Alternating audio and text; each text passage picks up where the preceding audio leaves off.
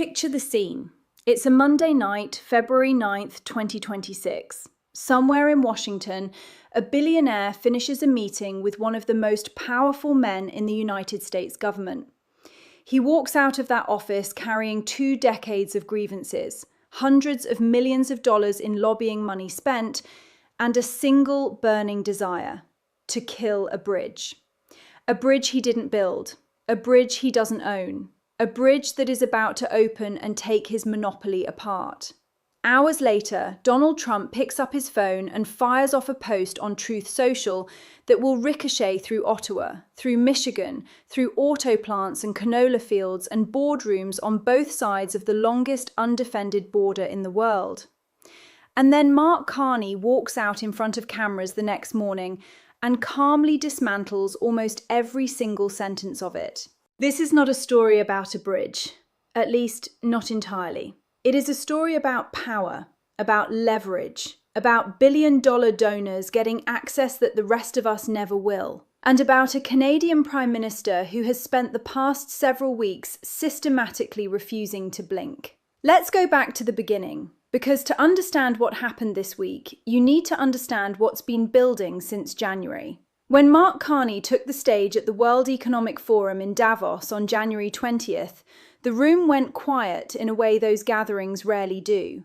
Carney is not a man known for theatrical flourishes. He is an economist's economist, former governor of the Bank of Canada, former governor of the Bank of England, a man who once steered the British economy through Brexit turbulence while remaining almost eerie in his steadiness. But what he said in Davos was anything but quiet. He told the assembled world leaders, the bankers, the executives, the heads of state, he told all of them that the old world order, the post-Cold War arrangement of American-led institutions, multilateral trade agreements, the rules-based international system that 7 decades of diplomacy had constructed, was not simply changing. It had experienced, in his words, a rupture. He said great powers were now weaponizing economic integration, using tariffs and market access as cudgels rather than bridges. He said middle powers, countries like Canada, could either band together and build something new from the wreckage, or end up, and this phrase landed hard, on the menu of those great powers.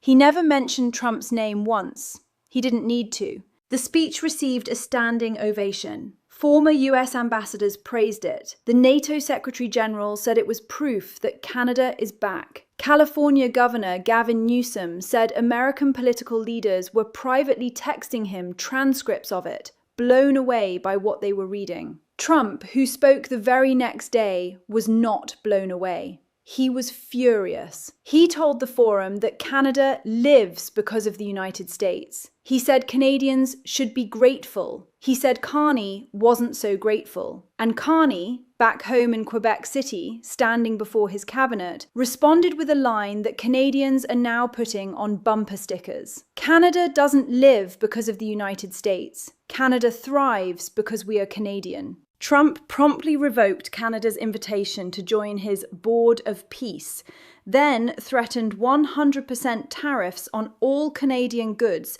if Canada made a trade deal with China, then threatened to decertify Canadian-manufactured aircraft and hit the entire Canadian aviation industry with 50% tariffs.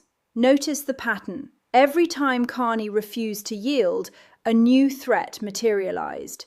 This is the playbook.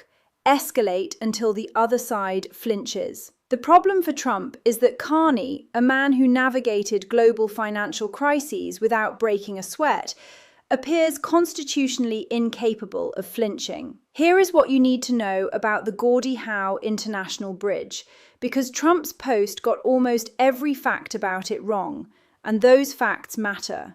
The bridge connecting Windsor, Ontario to Detroit, Michigan has been 25 years in the making. Planning started in 2000. Studies, reviews, lawsuits, political battles, ballot measures, All of it consumed more than a decade before a single shovel hit the ground. Construction finally began in October 2018. It is a cable-stayed bridge, a spectacular piece of engineering with twin A-shaped towers, each standing 720 feet above the Detroit River, taller than most American skyscrapers. When it opens, which the Windsor-Detroit Bridge Authority confirmed this week is still on track for early 2026, it will be the longest cable-stayed bridge in the Western Hemisphere. The corridor it serves is not a side road. More than $200 billion in trade moves annually between Canada and Southeast Michigan. The auto industry alone depends on this crossing to keep just-in-time manufacturing supply chains alive. Parts cross that river dozens of times before a finished car rolls off the line. Michigan imports $50 billion in goods from Canada every year. The existing Ambassador Bridge and the Detroit-Windsor Tunnel are aging, congested, and were never designed for the volume they now carry. The Gordie Howe Bridge was specifically engineered to connect directly to Highway 401 in Ontario and Interstate 75 in Michigan. Highway to highway, no city streets, no traffic lights, no bottlenecks. It would save commercial trucks an estimated 850,000 hours of wait time every single year.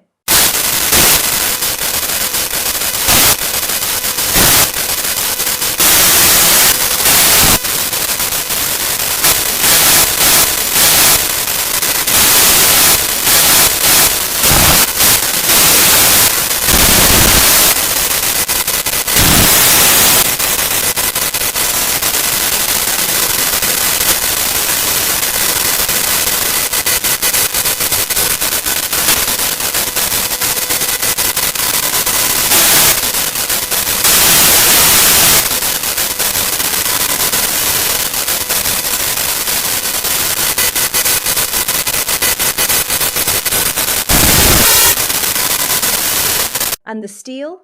Canada paid for the project, so Canadian steel and Canadian workers were the primary contractors. But 25% of the steel and concrete in the bridge came from the United States. The entire US Customs Plaza, the American side approach, the highway connections on the Michigan side, built with American materials and American labor. The former Republican governor of Michigan, Rick Snyder, who negotiated the original 2012 agreement, wrote an op-ed this week saying flatly, "The bridge already uses American steel. America already owns half of it, and Trump's claims to the contrary are simply not true." On the evening of February 9th, Trump posted 299 words on Truth Social. He said Canada had treated the United States very unfairly for decades. He said the bridge was built with virtually no US content. False. He said Canada owns both the Canada and the United States side. False. He demanded to know what the United States was getting out of the deal, declared it was absolutely nothing. Also false. He said the US should own at least one half of this asset. It already does. And then came the threat. "I will not allow this bridge to open until the United States is fully compensated for everything we have given them, and also, importantly, Canada treats the United States with the fairness and respect that we deserve." When reporters pressed White House Press Secretary Caroline Leavitt the next morning on exactly how the president planned to block a bridge from opening, she doubled down on the threat, but offered zero specifics. It is worth noting that the bridge operates under a presidential permit, and executive orders can be amended. So while the logistics were vague, the legal authority to create serious complications is real. But here's the detail that changes the entire complexion of this story. The New York Times reported that on the same Monday afternoon, hours before Trump's post went live, Matthew Maroon, the billionaire heir to the Ambassador Bridge, the privately owned crossing that sits just upstream from the Gordie Howe, had a meeting with US Commerce Secretary Howard Lutnick. Lutnick then spoke to Trump. And then, that evening, the threat appeared. The Moran family has spent more than 2 decades and tens of millions of dollars trying to kill the Gordie Howe Bridge. Matthew Moran's father, Manuel "Matty" Moran, filed lawsuit after lawsuit to block construction. In 2012, when Governor Snyder outmaneuvered state legislators to sign the agreement with Canada, the Morans spent more than $30 million bankrolling a ballot initiative to overturn it. Michigan voters rejected it. The Morans kept fighting. When construction began anyway in 2018, the family eventually paused their federal lobbying, but quietly reactivated their lobbying firm last September, right as the bridge's opening date came into view. Matthew Moran has donated more than $605,000 to Trump's campaigns and political committees. When Trump's post went up, blasting the Gordie Howe Bridge, Michigan politicians who had taken significant Moran money lined up to support it. The ones who hadn't took a very different view. Former Governor Snyder wrote that if the opening is blocked, there is actually one big winner, the Moran family. Congresswoman Debbie Dingell said she was in a state of disbelief, and when asked directly whether she was referring to the Moran family's role in all of this, she said yes. The CEO of the Canadian Chamber of Commerce put it plainly: blocking the bridge would be a self-defeating move. The Detroit Regional Chamber called it the most consequential infrastructure project in the state and region of this generation. An economic assessment found that a delay of even a year could ripple through Michigan, Ohio, Indiana, Kentucky, and Illinois, costing billions across the North American auto industry supply chain. One economist framed it as economic sabotage. The morning after Trump's post, Carney was on the phone with the president. He described the conversation as positive. That framing is notable.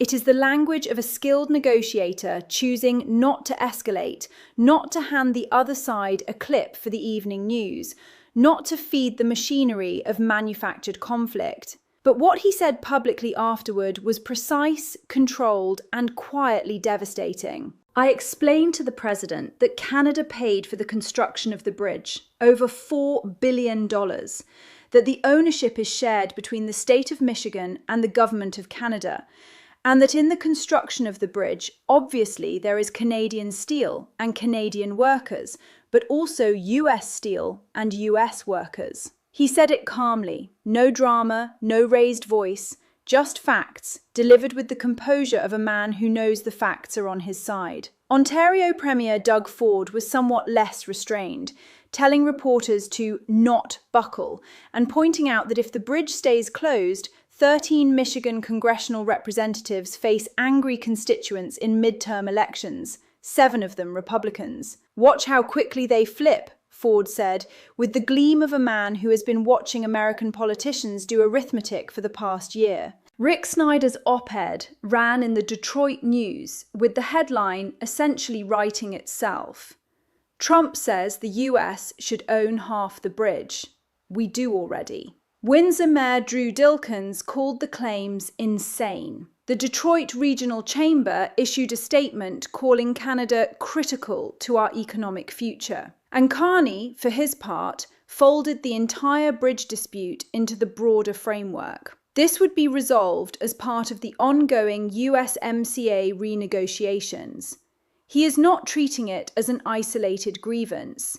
He is treating it as one more chess piece on a board he is playing very deliberately. To understand why this bridge dispute is a flashpoint and not just a spat, you have to understand what Carney has been building since he took office. In January, before he even arrived at Davos, Carney travelled to Beijing for the first Canadian prime ministerial visit to China in nearly a decade.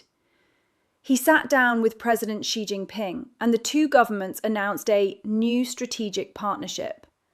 The deal was concrete. China would drop punishing tariffs on Canadian canola seed from 85% down to roughly 15% by March 1st, unlocking nearly $3 billion in export orders for Canadian farmers.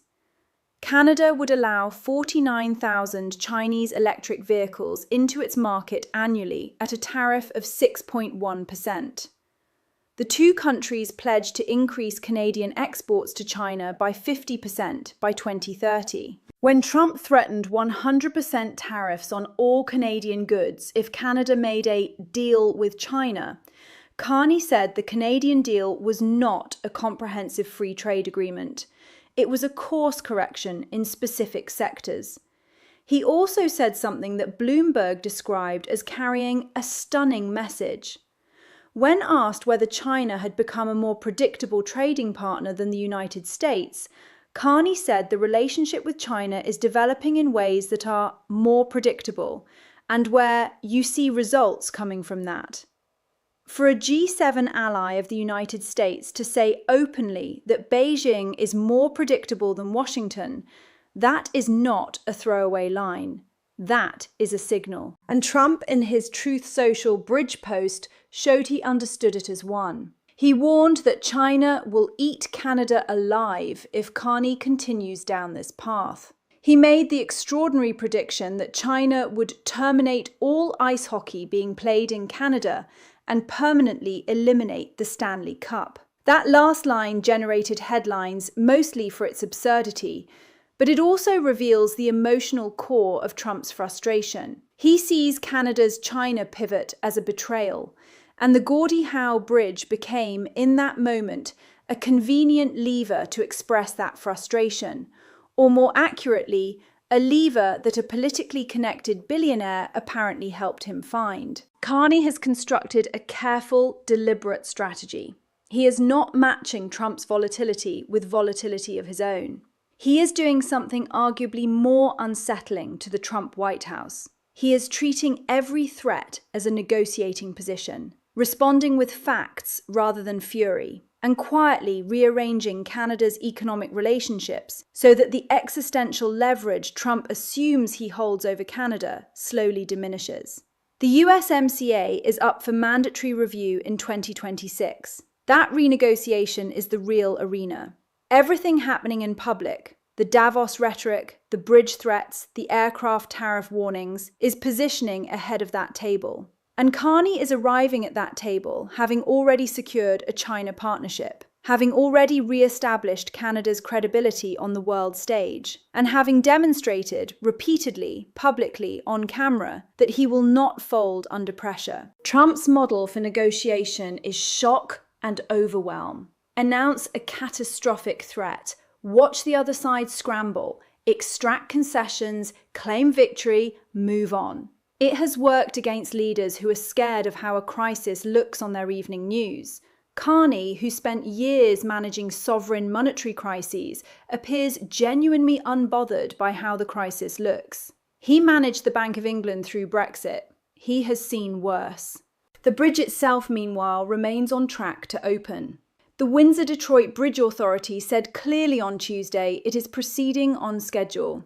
The question of whether Trump can actually stop it, revoke or amend the presidential permit issued in 2013, is a real one, but it would trigger immediate legal challenges from the state of Michigan, from the Bridge Authority, from the Canadian government, and almost certainly from the same Republican congressmen in Michigan who are currently calculating their re-election odds.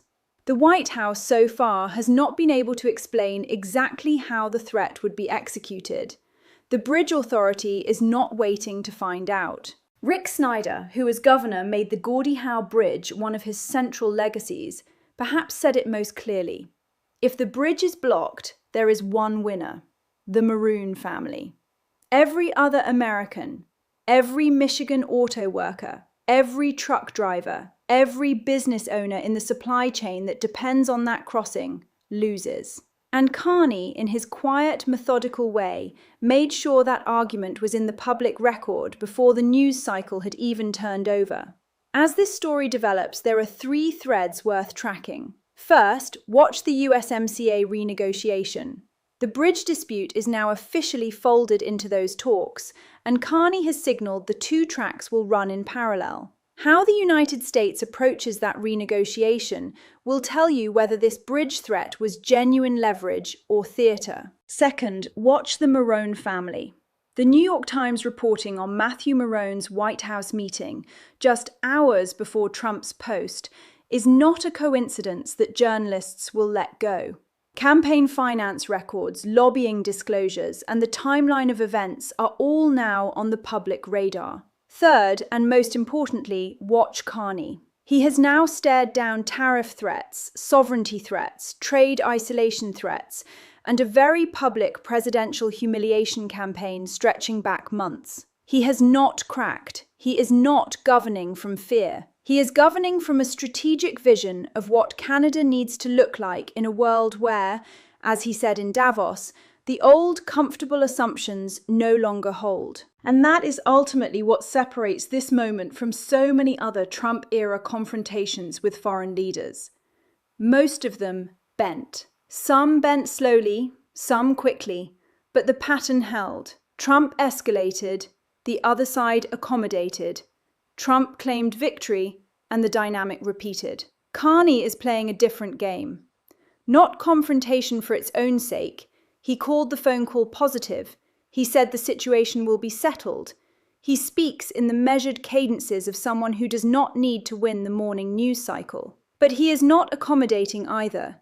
He is building alternative architecture, new trade partnerships, new diplomatic credibility, a new posture for Canada in a world that is fracturing along exactly the lines he described at Davos. He is preparing for a version of North American trade that looks very different from the one everyone assumed was permanent. Whether Trump's bridge threat was a spontaneous grievance, a strategic play, or a favour called in by a well-connected billionaire with a competing bridge and a direct line to the Commerce Secretary, the effect is the same. It handed Carney another opportunity to demonstrate that Canada, under his leadership, will engage, will negotiate, will be reasonable and factual and calm, and will not be bullied. The bridge will open. The question is what kind of relationship it opens into. If you found this breakdown useful, the full context, not just the headlines, hit subscribe and turn on notifications. There is more of this story to come. Drop a comment below. Do you think Trump's bridge threat was about trade strategy, donor payback, or something else entirely?